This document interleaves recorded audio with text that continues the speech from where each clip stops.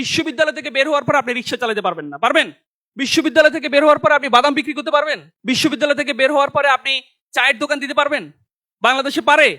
আমাদের দেশে তো বিশ্ববিদ্যালয় শিখে আমাদেরকে ইন করা, টাই পরা, শুট পরা, আর হচ্ছে তুমি হচ্ছে বাংলাদেশের প্রথম শ্রেণীর নাগরিক, তুমি হচ্ছে ওই সেই, তোমার পক্ষে বাদাম বিক্রি করা সম্ভব না। এই জন্য চায়না যেটা করছে, বিশ্ববিদ্যালয় বন্ধ করে দিছে, করে দিয়ে টেকনিক্যাল এডুকেশনে ফোকাস করছে।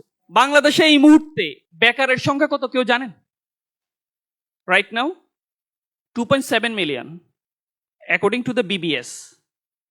ওই যে যারা হচ্ছে তথ্য, বেকার কত, মানুষ কত, বৃদ্ধ কত, ছেলে কত, এগুলো নিয়ে যারা কাজ করে, বিবিএস বলে আর কি, ব্যুরো অফ স্ট্যাটিস্টিক্স, তাদের তথ্য অনুযায়ী কতজন? 27 লাখ। প্রতি বছর আপনাদের মতো বিশ্ববিদ্যালয় শিক্ষার্থী বের হয় কতজন? Around 1 million. কত মিলিয়ন? বাংলাদেশে এই মুহূর্তে অধ্যয়নরত শিক্ষার্থীর সংখ্যা কত জানেন? 5.5 মিলিয়ন। আপনারা হয়তো চিন্তা করছেন বিশ্ববিদ্যালয় 100টার মতো আছে, পাবলিক ইউনিভার্সিটি আছে 55, সব মিলে হয় না। পৃথিবীর সর্বশ্রেষ্ঠ বিশ্ববিদ্যালয় আমাদের দেশের আয়তনে, মানে স্টুডেন্ট তালিকায়, ন্যাশনাল ইউনিভার্সিটি 34-35 লাখ স্টুডেন্ট। তো সব মিলে প্রত্যেক বছরে বের হয় 1 মিলিয়ন, টোটাল স্টুডেন্ট 5.5। এখন সরকার বলছে যে 27 লাখ বেকার আছে, আবার সরকার বলছে যে আমি তোমাকে চাকরি দিতে পারবো মাত্র 22 লাখ। কত লাখ? মানে সরকারি চাকরির সংখ্যা মাত্র 22 লাখ। তাহলে বাকিরা কি করবে? আবার সরকার এখন বলছে যে, সরকার না, পৃথিবী বলছে যে বাংলাদেশ হচ্ছে এখন রাইজিং দেশ। আপনারা হয়তো হাসবেন, কিভাবে বলছেন? আপনার ডেমোগ্রাফিক ডিভিডেন্ড নামক একটা টার্ম আছে, এটা বুঝি, এটা নাম শুনছি কেউ? নাম শুনছি? আচ্ছা ওকে, আমি শোনাই আজকে আপনাদেরকে। এটা মানে হচ্ছে আপনার টোটাল জনসংখ্যা, আমাদের তো জনসংখ্যা হচ্ছে 175 মিলিয়ন। সো এই 175 মিলিয়নের মধ্যে শিশু এবং বৃদ্ধরা ছাড়া বাকি সবাই কি কর্মক্ষম, রাইট? শিশুরা তো কাজ করতে পারে না, পারে কি? সরকারের যে আইন, এই আইন অনুযায়ী শিশু কারা? বিলো 18 সব শিশু, তাই না? যদিও আমাদের 12-13 থেকেও কাজ করে, আমাদের অনেক বাচ্চারা হচ্ছে শ্রম আইন মানে লঙ্ঘন করে ওদেরকে দিয়ে কাজ করায়। সো তাহলে একটা দেশের যে টোটাল কর্মক্ষম যে জনশক্তি, এটা যদি ওই যে যারা কাজ করতে পারে না তাদের চেয়ে বেশি হয় পার্সেন্টেজ, তখন ওই দেশটার পপুলেশনকে বলা হয় ডেমোগ্রাফিক ডিভিডেন্ড। মানে হচ্ছে এই দেশটা, ইয়েস তুমি রেডি এখন উন্নত দেশ হওয়ার জন্য। তাহলে আমাদের ডেমোগ্রাফিক ডিভিডেন্ড অনুযায়ী আমাদের 31%, মানে প্রায় অ্যারাউন্ড আপনার কত, 54 লাখ, 54 হচ্ছে একদম তাগড়া যুবক আমাদের মতো, যাদের শরীরে প্রচুর এনার্জি আছে, কিন্তু তারা সারাক্ষণ স্লোগান দেয় আমার নেতা, তোমার নেতা, অমুক নেতা, তমুক নেতা।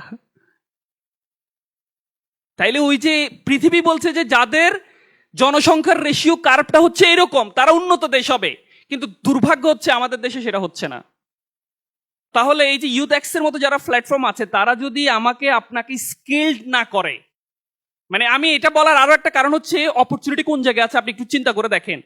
যে এই যে তরুণ আছে, যারা কর্মক্ষম আছে, এদেরকে নিয়ে যদি আপনি কোনো উদ্যোক্তা হতে চান, মানে এদের জন্য যদি কোনো কাজ করতে চান, তাহলে আপনার ভালো করার প্রবাবিলিটি বেশি না?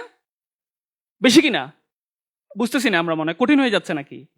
মানে আপনার সামনে যে জনগণ আছে, এই জনগণের আপনার 31% হচ্ছে যারা কাজ করতে পারে কিন্তু কাজ করে না।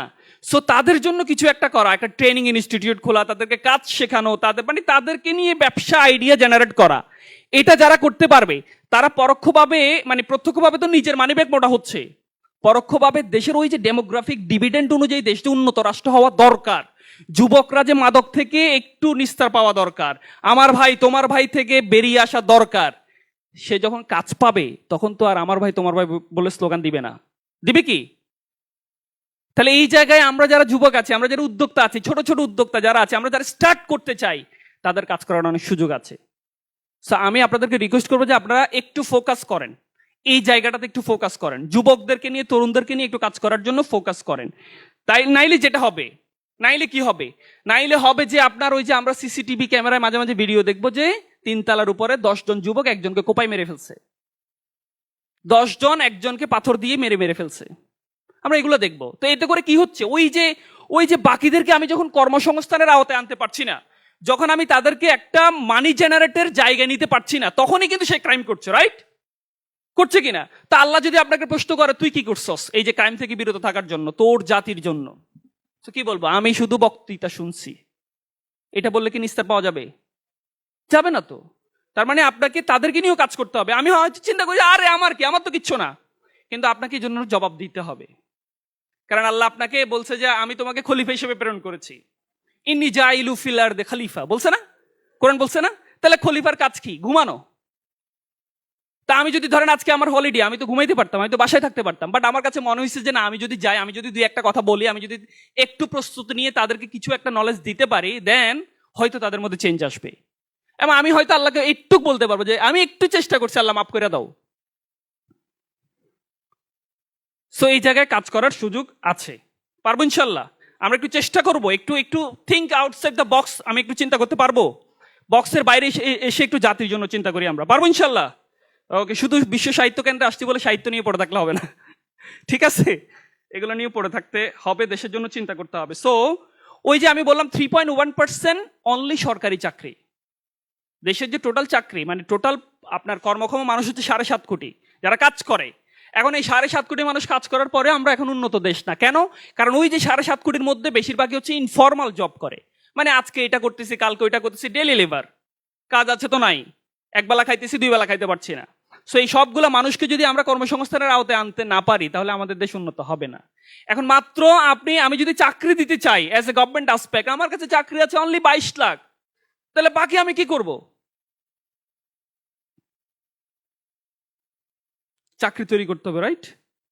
বাকি আরো যে 69.2% পিপল কাজ করে প্রাইভেট জবে, যেখানে প্রচুর সমস্যা। মানে আজকে একটু ঘাটটা এদিক বাঁকাইছেন, বসের কথা মতো হয় না, কালকে থেকে তুমি আর অফিসে আইসো না। কারণ আমার তো প্রচুর গ্র্যাজুয়েট ইনফ্লেশন হচ্ছে, আমার তো লক্ষ লক্ষ গ্র্যাজুয়েট আমার চোখের সামনে দেখতে পাচ্ছি, তোমাকে বাদ দিলে অসুবিধা কোথায়? সো এই জন্য ইউনিভার্সিটিও সমস্যা।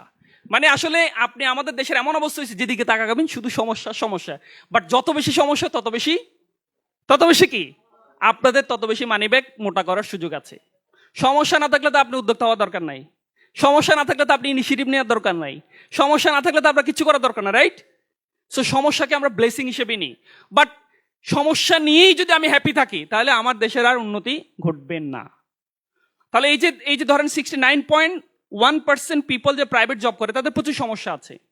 এখন এই সমস্যাগুলা আমরা যারা এখানে অনেকে জব করি, অনেকে গভর্নমেন্ট জব পাই না, অনেকে মানে জব নিয়ে যাদের চিন্তা ভাবনা বেশি থাকে, তারা আসলে আপনার দিন শেষে হ্যাপি না,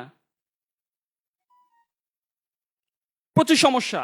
বাট আমরা যারা আবার চাকরি দিতে চাই, আমি উদ্যোক্তা হতে চাই, ফাইন, বাট আমি উদ্যোক্তা হওয়ার পরেও যেন আমাকে নিয়ে আমার ওই যে যারা চাকরি করবে তারা যেন গালিগালাজ না করে। মানে আপনি তো উদ্যোক্তা হবেন, ফাইন, তো আপনার অফিসের কাজটা কেউ একজন করতে হবে না? তো সে তো চাকরি করবে, নাকি সে উদ্যোক্তা? তাই না? পৃথিবীর সবাই তার উদ্যোক্তা হতে পারবে না, আপনারা হবেন। সো আপনাদের অধীনে ওই যে বাংলাদেশের আরো অনেক মানুষ চাকরি করবে, এন্ড দেন তখন যেন আপনার মনে হয় যে ওই ব্যক্তিটা যেন আমাকে গালি না দেয়। আমরা এটাই হতে পারি না, আমরা শুধু টাকা চিন্তা করি, তাকে চুষে তার 24 ঘন্টা যত ঘন্টা পারি আমি নেব, নিয়ে হচ্ছে তাকে কোনো রকম একটা স্যালারি দেয়, বেটা তোর আমার জন্যই তো তুই বেঁচে আসিস। সো এই মাইন্ডসেট থেকে আমাদেরকে বের হইতে হবে। তা আমি আপনাদেরকে কিছু আইডিয়া দিলাম কেন আপনার বাংলাদেশে কিন্তু আমাদের চাকরি খুবই কম। আমি কিন্তু আবারও বললাম, আমি এই ভালো করে হিসাবটা আবার বলতেছি, আমাদের টোটাল এখন 31% মানুষ হচ্ছে কর্মক্ষম। তার মধ্যে এই কর্মক্ষম মানুষকে আমরা যদি স্লোগান থেকে ফিরাইতে না পারি, আমরা যদি কাজ করতে স্কিল করতে না পারি, স্কিল করতে হলে প্রচুর টেকনিক্যাল স্কিল ইনস্টিটিউট দরকার, সেখানে আপনাদের কাজ করার সুযোগ আছে। আপনি চায়নার একটা বিপ্লবের আপনার নাম শুনছেন কিনা আমি জানি না, কালচারাল বিপ্লব, মাও সেতুং এর নাম তো শুনছি আমরা। মাও সেতুং কিন্তু অনেক বছর, প্রায় অ্যারাউন্ড 2 যুগের মতো ইউনিভার্সিটি বন্ধ করে রাখছিল। জানেন আপনার গল্পটা? কেউ জানেন না। ইউনিভার্সিটি বন্ধ, কারণ হচ্ছে বিশ্ববিদ্যালয় থেকে বের হওয়ার পর আপনি রিক্সা চালাতে পারবেন না, পারবেন? বিশ্ববিদ্যালয় থেকে বের হওয়ার পরে আপনি বাদাম বিক্রি করতে পারবেন? বিশ্ববিদ্যালয় থেকে বের হওয়ার পরে আপনি চায়ের দোকান দিতে পারবেন? বাংলাদেশে পারে?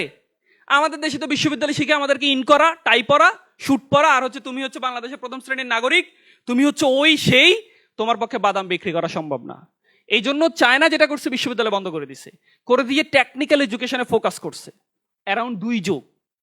এবং এটা করার পরে হচ্ছে ওদের ওই যে টেকনিক্যাল এডুকেশন মানে কি, তার কথা হচ্ছে আমি কাজ শিখতেছি, আমি প্রোডাক্ট বানাবো, আমি ব্যবসা করব, আমি বাজারে সেল করব পুরো পৃথিবীতে। তার তো কোনো ওই তার তো গায়ের সাথে অনার্স ডিগ্রি নাই, তার তো বড় সার্টিফিকেট নাই। এই না থাকার কারণে সে ফিল করতেছে আমার কাজ করতে কোনো অসুবিধা নাই, এবং এই জন্য আজকে চায় না। আপনি পৃথিবীর যত উন্নত কান্ট্রি আছে দেখবেন যে ধরেন জেনারেশন যাদের অনেক বেশি, মানে পপুলেশন যাদের অনেক বেশি, যারা হচ্ছে ওই যে ডেমোগ্রাফিক ডিভিডেন্ডের মধ্যে থাকে, তারা ফোকাস করে টেকনিক্যাল এডুকেশনে। সেটা মানে হচ্ছে স্কিল জেনারেশন তৈরিতে তারা বেশি ফোকাস করে। কারণ আপনার ওই যে তরুণ সংখ্যা, আপনার তো 31% তরুণ, এদেরকে যদি আপনি স্কিল করতে না পারেন, এদেরকে এমনি ধরে যদি আপনি বিমানে তুলে দেন, সে তো ওখানে গিয়ে ডিসিওসি হবে, মানে ডিশ ক্লিন করবে আর অনিয়ন কাটার হবে, সে তো ভালো কিছু করতে পারবে না। তো এই স্কিল করতে না পারলে আপনি আপনার আলটিমেট একটু চিন্তা করে থাকেন, আপনার দেশের কোনো লাভ কিন্তু হচ্ছে না। এই জন্য আমি বলবো যে এই জায়গায় ফোকাস করো। যে আমাদের দুর্ভাগ্য, আমাদের প্রচুর পরিমাণে গ্র্যাজুয়েট বেরোচ্ছে, এই জন্য গ্র্যাজুয়েশনের যে মূল্য, ভ্যালু, এটা প্রাইভেট কোম্পানির মালিকরা দিচ্ছে না। আপনি একটা ভালো সাবজেক্টে পড়াশোনা শেষ করছেন, সে দেখতেছে তো এরকম হাজার হাজার আছে, আমার লোক লাগবে একজন, আমি 10,000 টাকা অফার করি, অসুবিধা নাই তো, তুমি না আসতে তো যদু মধুর আছে তো। এটা কেন হয়েছে? কারণ ওই যে প্রচুর পরিমাণে ইনফ্লেশন হয়েছে। তো এই জন্য অতিরিক্ত গ্রাজুয়েশনও রাষ্ট্রের জন্য ক্ষতিকর। বাট আমরা বুঝি না। আমাদের কথা হচ্ছে যে আমরা সার্টিফিকেট একটা লাগবে, বড় টাই পড়তে হবে, শার্ট ইন করতে হবে, দেন একটা ভালো বিয়ের প্রস্তাব আসবে, আদারওয়াইজ তো আসবে না। সো এখান থেকে বের হইতে হবে। দেন আমি হচ্ছে আপনাদেরকে দুজন বিখ্যাত ব্যবসায়ী উদ্যোক্তার গল্প বলে আমি শেষ করব। আমি জানি না আপনাদের ভালো লাগতেছে কিনা, কারণ ভালো লাগলে তো মানুষজন তালি তালি দে, আপনারা তো দিচ্ছেন না। তো আমিও ওই সেন্সে কথা বলছি না, আমি আপনাদের সাথে একদম ক্যাজুয়াল আড্ডা দিচ্ছি, এটা ফিল করছি।